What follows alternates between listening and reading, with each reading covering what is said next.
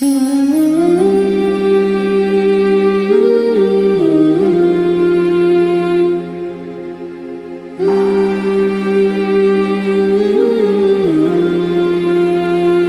kita lanjutkan masih menyangkut taharah, masih menyangkut bersuci. Pembahasan yang pertama kemarin kita bicarakan tentang najasah. Najis al-muzal artinya sesuatu yang harus dibersihkan, yaitu najis. Baik najis dari bentuk benda mati yaitu khamar ataupun minuman keras yang lain yang memabukkan. Dalam hayawan yang najis cuman anjing dan babi ataupun yang lahir dari keduanya, atau ya sedangkan juzuk dari hayawan ataupun anggota dari hayawan kalau sesuatu yang dipotong dari hayawan yang hidup hukumnya seperti bangkai, dianggap najis. Kemudian pembagian yang kedua, pembicaraan yang kedua, qala Imam rahimahullah wa nafa'ani bihi wa bi ulumihi fid darain amin. At-taraf ats-tsani fil muzal bihi. Pembahasan yang kedua tentang al-muzal bihi, artinya alat ataupun benda yang dipakai untuk menghilangkan najis. Ini pembahasan tentang benda yang dipakai untuk membersihkan najis. Qala al-imam wa huwa imma jamidun wa imma ma'i'un. Jadi benda yang dipakai untuk membersihkan dari najis ada yang berbentuk benda jamid, benda keras. Ada yang berbentuk benda cair. Karena kata beliau amal jamid, adapun benda yang keras, fahajarul istinja, yaitu batu yang dipakai untuk istinja. Ataupun kata ulama fikih yang lain yang yang sama seperti batu juga, semua benda yang bisa mengangkat najis, termasuk tisu. Tisu boleh dipakai untuk istinja, tapi dengan syarat-syaratnya. Jadi istinja, batu yang dipakai untuk istinja itu membersihkan, boleh istinja pakai batu. Karena martabat istinja kata ulama ada tiga. Martabat yang paling tinggi, tingkatan yang paling tinggi, yang paling afdal, yaitu menggabungkan antara batu dengan air. Pertama kita bersihkan pakai batu dulu, ataupun kalau sekarang tisu, kita bersihkan dulu pakai tisu. Setelah bersih baru kita basuh dengan air. Itu yang paling afdal. Mungkin sekarang kalau di bandara-bandara ada sebagian, jadi disediakan air plus tisu. Itu lebih baik. Jangan tisu basah, jangan tisu basah, jangan. Maksudnya tisu yang kering. Jadi bersihkan dulu pakai tisu, sudah bersih, baru dibasuh dengan air. Kemudian yang kedua, yang tingkatan yang kedua dengan air saja. Nah, seperti yang kita pakai di rumah atau di masjid gitu. Yang terakhir boleh juga istinja. Makna istinja yaitu membersihkan kotoran, baik berbentuk air kecil ataupun air besar. Yang tingkatan yang terakhir yaitu membersihkan najis, beristinja dengan batu atau yang sejenis batu, benda-benda yang lain yang keras yang bisa mengangkat kotoran.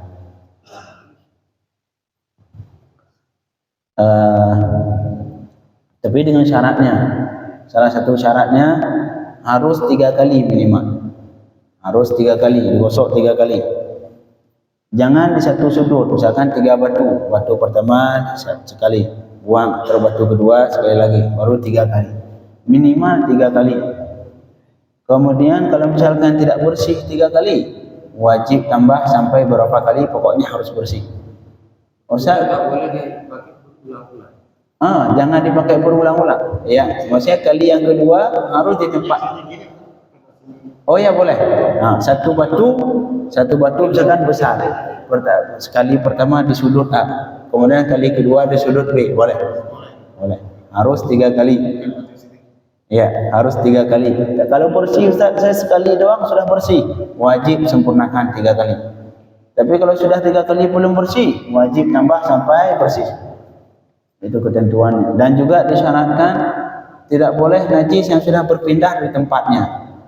Artinya kalau misalkan kalau laki-laki zakar, afwan sebelumnya mungkin kalimat apa namanya kurang enak didengar, tapi ya ilmu bagian dari ilmu harus dikasih tahu apa ini zakar. Jadi ujung zakar yaitu kepala zakar, kalau bahasa Arab namanya hasyafah. Kalau misalkan najis ataupun najis sudah lewat itu sudah ke bawah ataupun sudah kena ke paha, itu nggak boleh pakai batu, posisinya pakai batu, pakai tisu nggak boleh, harus pakai air. Yang dibolehkan pakai batu cuma najis yang di ujung zakar doang. Nah itu. Marhaba. Iya, Pak Haji. Kalau sedang tadi dikatakan tisu basah nggak boleh. Iya. Karena ya tisu basah, soalnya tisu basah itu tidak mengangkat najis. Tidak. Cuci tangan nggak boleh, tapi buat najis sesuatu yang basah tidak. Justru itu memindahkan najis. Jadi najisnya tidak terangkat. Harus benda yang kering. Pertama itu tisu basah. Kalau di luar negeri kan nyari batu susah. Iya. Biasanya memang tisunya nggak sedikit. Kadang-kadang setengah lapis. Iya. Korek lagi pengalaman kita gitu di luar.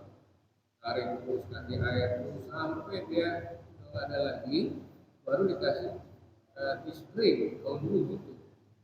Oh, boleh, tapi harus yang untuk yang patokan yang bersucinya harus pakai tisu kering. Tapi sebaiknya jangan pakai tisu basah, langsung dari awal tisu kering. Jadi syaratnya harus benda tadi entar beliau menyebutkan harus munasyifan, artinya mengeringkan. Jadi kalau tisu basah justru bukan mengeringkan, tambah basah. Enggak, jangan dipakai dari awal karena syarat istinja juga termasuk syaratnya najis tidak tercampur dengan najis yang lain.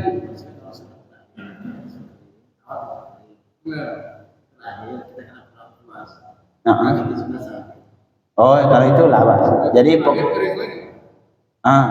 tapi syaratnya usahakan yang tisu kering harus sudah bersih, harus 3 kali. Pertama tisu kering itu 3 kali sudah bersih, pakai tisu basah mungkin kita merasa ini takut bau atau gimana. Pakai tisu basah untuk dikeringin. Jangan di awal langsung tisu basah. Hajar al-istinja. Tapi lebih baik digabung 2. Pertama pakai tisu, selesai 3 kali tisu baru dibersihkan pakai air. Kemudian wa huwa mutahhirun tathhir tajfif. Jadi batu ataupun yang sejenis batu seperti tisu itu mensucikan bisyarti syarat an yakuna salban. Syarat pertama harus keras. Jangan sesuatu yang tidak mengangkat najis kayak misalkan marhaba ataupun kayak plastik yang lembut seperti itu enggak mengangkat najis itu. Yang kedua syaratnya harus suci. Jangan benda yang dipakai ataupun tai merpati, tai kambing udah kering kita pakai bersihin, itu enggak sah. Jadi syaratnya harus benda suci. Kemudian harus munasyif. Arti munasyif benda yang bisa mengeringkan. Benda yang mengeringkan termasuk tisu kalau sekarang. Yang terakhir ghair muhtaram. Sesuatu yang tidak dihormati, yang tidak dihormatkan. Jangan sampai roti. Itu kalau di Arab itu termasuk ada dulu keingat di Yaman ada satu roti segini keras. Dia itu kalau langsung dimakan, itu enak, lembut. Tapi kalau dibiarin 5 menit aja dibiarin di luar, itu keras ya subhanallah. Kayak batu. Jadi kalau mau makan lagi harus dicelupkan ke air dulu baru makan. Sekarang yang menjadi permasalahan itu roti kita pakai buat istinja. Boleh atau tidak? Enggak boleh. Enggak boleh. Karena makan itu bagian dari makanan. Termasuk kata ulama yang tidak boleh dipakai untuk istinja adalah tulang. Tulang saat itu termasuk dihormatkan. Benda yang dihormati tulang. Kenapa? Karena tulang adalah makanan jin. Disebutkan dalam hadis tulang itu adalah makanan para jin. Makanya kalau makan daging jangan habis. Jangan sampai sumsumnya dihabisi, terima kasih anjing. Jadi sisain lah dikit buat hayawan, buat binatang, buat hayawan makhluk hidup yang lain. Minimal semut-semut dapat jatah dia. Jangan dihabisin sampai benar-benar habis katanya. Allah. Jadi itulah syarat benda yang dipakai untuk istinja. Boleh syarat seperti harus dengan syarat-syarat yang beliau sebutkan.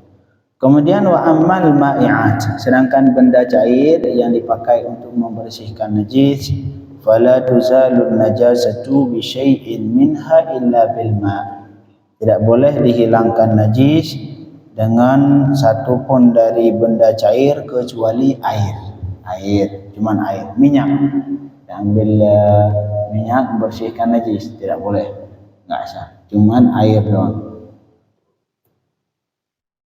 Wala kullu ma'in, dan juga tidak semua air. Jadi bukan semua yang dinamakan air semua kita pakai, enggak. Air kelapa misalkan membersihkan najis, enggak sah. Jadi tidak semua air sah untuk dipakai bersuci. Baligh tahir, ini syaratnya. Tapi air yang suci. Alladzi lam yatafahash taghayyuruhu, yang tidak terjadi perubahan yang berat dengan sesuatu yang tidak bisa dipisahkan. Ini syaratnya. Jadi air yang belum berubah. Berubahnya karena kecampur dengan benda yang lain yang tidak bisa terpisahkan, seperti misalkan gula ataupun sirup kopi, termasuk air kopi. Air kita masukkan kopi, akhirnya air sudah sudah berubah, sudah sangat berubah. Nah, ini boleh dipakai buat istinja ataupun buat bersuci, tidak? Air kopi bersuci, tidak? Ataupun air teh. Jadi air yang dipakai untuk bersuci cuman air yang masih bersih, ataupun kecampur sedikit yang tidak berubah, yang masih kecampur, misalkan seperti air PDAM, ada kita cium itu ada sedikit kaforit. Nah, itu tidak, masih boleh dipakai untuk menghilangkan najis. Jadi tidak boleh. Jadi air yang suci yang belum berubah dengan sesuatu yang tidak bisa dipisahkan. Tapi kalau berubah dengan minyak bisa dipisahkan, terpisah dari air. Nah, itu tidak boleh. Misalkan kita punya air, kemudian jatuh bensin, jadi airnya sudah bau bensin, tapi masih bisa dipisahkan air sama minyak. Nah, boleh, masih bisa untuk dipakai bersuci. Gimana Ustaz? Ada satu sungai. Mahaba. Jadi airnya itu merah kayak teh. Semuanya airnya gitu. Dari awal dah seperti itu. Dari awal. Karena di situ mungkin urat-urat kayu. Iya, urat kayu barangkali. Kalau berubah dengan sesuatu yang memang alami yang seperti itu, misalkan dengan lumut, Pak Haji. Lumut sungai, di situ lumut banyak, ini berubah dengan lumut di jalur air. Nah, itu dimaafkan.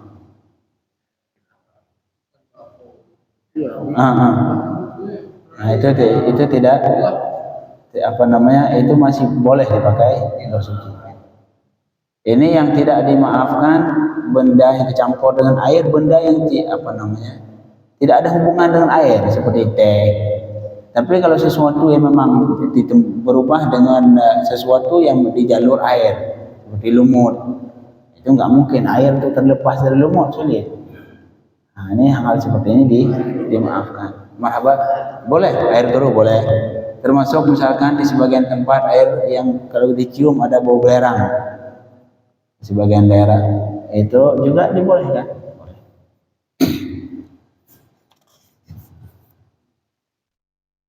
Kemudian beliau melanjutkan, wa yakhrujul ma' 'an at-taharati bi an yataghayyar bi mulaqatin najasah ta'muhu aw launuhu aw rihuhu. Dan juga air tidak boleh dipakai untuk bersuci jika berubah dengan kena najis. Jika kena najis kemudian berubah warna, rasa atau bau. Kalau najis, tapi kalau airnya sedikit, kata ulama dalam mazhab Syafi'i, walaupun tidak berubah, jadi sedikit saja kena najis, kalau airnya sedikit artinya tidak sampai 2 kula. Airnya nggak boleh dipakai untuk bersuci. air satu ember kecil ataupun satu gayung, jatuh setetes kencing misalnya. Hukumnya airnya bernajis walaupun tidak berubah. Kalau kita cium nggak bau kencing, sedikit. Nah, ini juga dianggap air bernajis. Kalau air banyak baru. Kalau air banyak satu bak air. Kemudian kita tumpahin najis satu gayung. Kalau kita cium udah bau najis. Nah, ini nggak boleh. Walaupun airnya banyak tidak boleh dipakai untuk bersuci. Bernajis itu air. Jadi patokannya kalau airnya sedikit ya, sampai 2 kula dianggap najis dengan semata-mata kena najis walaupun tidak berubah rasanya, tidak berubah warnanya, tidak berubah, kemudian baunya tidak berubah, tetap dianggap najis. Beda halnya kalau airnya banyak, airnya satu bak besar. Nah, ini kalau kena najis sedikit yang tidak mengubah warna, tidak mengubah rasa, tidak mengubah bau, air tadi masih dianggap suci. Maka usahakan kalau di rumah itu bikin bak yang besar sedikit, minimal 35 kali 60 kali 60 tinggi, 60 lebar, terus dalamnya 60, itu minimal. Itu dianggap 2 kula kalau airnya full. Jadi usahakan lebih ataupun 100. Ini untuk dalam mazhab Syafi'i. Tapi ada sebagian mazhab yang lain, termasuk mazhab Imam Malik rahimahullah, walaupun air sedikit tidak bernajis. Walaupun kena najis selama air tidak berubah. Jadi mereka lebih mudah dalam mazhab. Jadi kalau air satu gayung jatuh najis sedikit, kita cium bau tidak berubah. Kita rasa juga tidak berubah. Kemudian warna tidak berubah. Ini sebagian mazhab boleh untuk dipakai berwudu. Tidak dianggap najis. Mazhab Syafi'i tidak. Mazhab Syafi'i kalau airnya sedikit maka bernajis dengan kena najis. Semata-mata kena najis sudah dianggap air bernajis, tidak sah dipakai berwudu.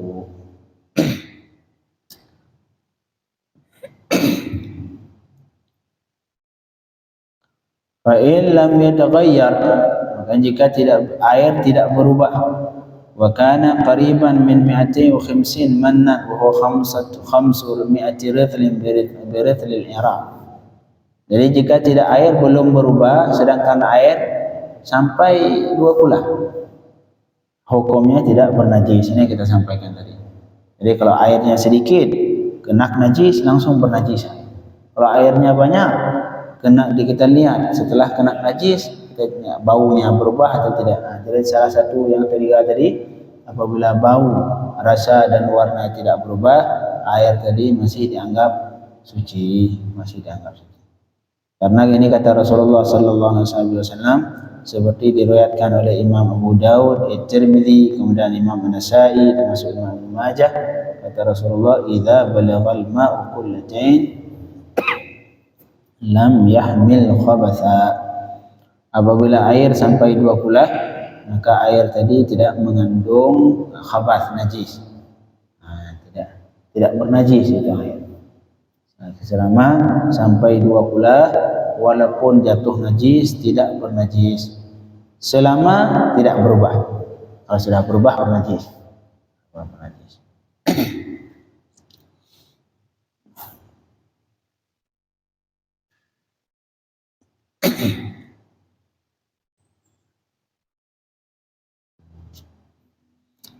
Kemudian wa idza jatama'a kullatan min ma'in najisin tahara wa la ya'udu najisan bitafriq. Apabila sudah kita kumpulkan air sampai 2 kula, tapi dasarnya air bernajis, misalkan dasarnya satu gayung, ini gayung bernajis, jatuh misalkan satu ember yang tidak sampai 2 kula, jatuh satu tetes misalkan kencing, ada 100 ember, 100 ember semuanya bernajis. Ember pertama setes, ember kedua ada kencing setes, ember ketiga semuanya bernajis. Akhirnya itu solusi kalau pengen mau pakai itu air gimana? Ambil semua air dimasukin ke bak, disatukan. akhirnya sampai 2 kula. Maka air tadi ketika sampai 2 kula kita cek bau atau tidak. Oh enggak, rasa tidak berubah, bau tidak berubah, masih bau air. Ini maka otomatis berubah jadi suci kembali. Walaupun dasarnya dia masing-masingnya bernajis. Ketika dikumpulkan tidak berubah, warna tidak berubah, rasa tidak berubah, bau tidak berubah, maka air tadi berubah menjadi suci. Suci. Mahaba? Kali, iya. Najis itu. Itu masalah daur ulang itu masalah yang baru yang dan dibahas sebagian ulama. Sebagian ulama menganggap suci. Ya kalau sudah suci bisa diminum. Iya, kalau sudah suci semua dengan bisa diminum. Tapi itu masalah yang baru, nggak ada di masa Imam Syafi'i, nggak ada. Di masa Imam Syafi'i, masa imam dulu nggak ada istilah daur ulang air. Tapi ulama sekarang mereka membahas hal demikian. Dan sebagian ulama mengatakan suci, tapi yang muktamadnya suci, boleh dipakai untuk minum, boleh dipakai untuk berwudu. Tapi usahakan jangan minum juga, masa air itu diminum. Jadi apabila air dasarnya masing-masingnya najis, kemudian kita kumpulkan jadi banyak sampai 2 kula, selama tidak ada perubahan, hukum air tadi berubah menjadi suci kembali. Wala ya'udu najisan bitafriq. Sekarang udah kita kumpulkan di bak besar. Sekarang kita pengen pisah-pisah lagi. Satu gayung diambil. Bernajis lagi ini enggak bernajis lagi. Ya, karena air tadi sudah suci dengan dikumpulkan, walaupun kita ambil kita pisahin lagi tidak bernajis lagi. Subhanallah.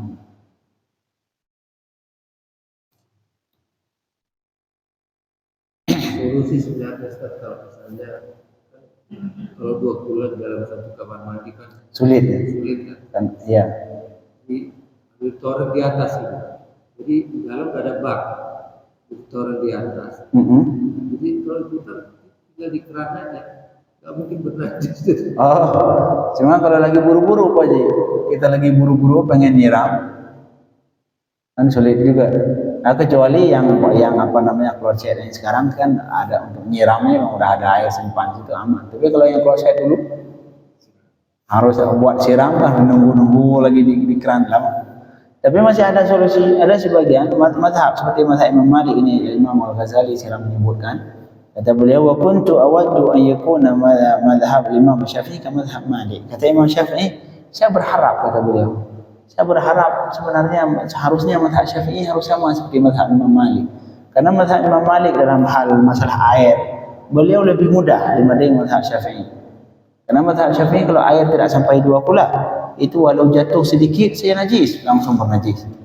Ya, misalkan kita bak di rumah, bak kecil sampai 2 kula, itu jatuh aja taik cicak sedikit, sudah nggak bisa dipakai lagi buat bersuci. Tapi kata Imam Al-Ghazali, saya berharap, kata beliau, saya lebih suka kalau mazhab Syafi'i ini sama dengan mazhab Imam Malik. Fi annal ma, mazhab Imam Malik, sesungguh air walaupun sedikit tidak bernajis jika tidak berubah. Misalkan air sedikit di satu gayung ataupun satu bak kecil, jatuh taik cicak, kita cium bau tidak, berubah warna tidak, berubah rasa, selama tidak berubah air masih suci. Nah, ini ngambil pendapat ini boleh diamalkan. Misalkan kita bak di rumah kecil untuk biar tidak terjadi was-was. Jangan was-was ribut, ntar tiap hari bersihin bak. Ini bersihin lagi, kayaknya ada tiga, bersihin lagi, ntar kayaknya bersihin lagi. Daripada was-was seperti itu, ambil mazhab yang lain yang lebih mudah, biar selesai. Anggap aja ini suci. Jadi mazhab Imam Malik lebih mudah, karena menurut beliau selama air tidak berubah suci. Mau air banyak, air sedikit, selama ketika dicium tidak berubah bau, rasanya tidak berubah, warnanya tidak berubah, dianggap suci. Jadi sehingga Imam Al-Ghazali kata beliau, saya berharap lebih suka, lebih cinta, kata beliau, kalau mazhab Imam Syafi'i sama dengan mazhab Imam Malik, karena mazhab Imam Malik lebih mudah. Idzil hajatu masailih, Karena mazhab Imam Malik yang tadi sangat dibutuhkan. Karena sulit. Kita udah nyimpen air, capek-capek nyimpen air, tiba-tiba jatuh tai cicak sedikit. Harus dibuang. Mazhab Imam Malik enggak pakai. Wa mathar wasawis isjirat al-qullatain. Ini gara-gara beliau. Karena sumber waswas karena mensyaratkan dua kulah. Mensyaratkan dua kulah baru tidak bernajis. Ini kata Imam Al-Ghazali sumbernya waswas. Padahal kalau kita ngambil pendapat Imam Malik enggak pernah waswas. Ini ayat suci, cium, enggak bau. Udah pakai aja sudah. Tapi mazhab Imam Syafi'i, mungkin ini enggak sampai dua kulah, mungkin ada najis. Jadi ini sumbernya waswas. Ini lebih baik ngambil mazhab Imam Malik biar lebih. Malahan sebagian ulama dalam mazhab Syafi'i sendiri seperti Imam Ghazali, beliau lebih condong ke mazhab Imam Malik, padahal beliau ini bagian dari mazhab Syafi'i. Karena ulama ini tidak keras kepala.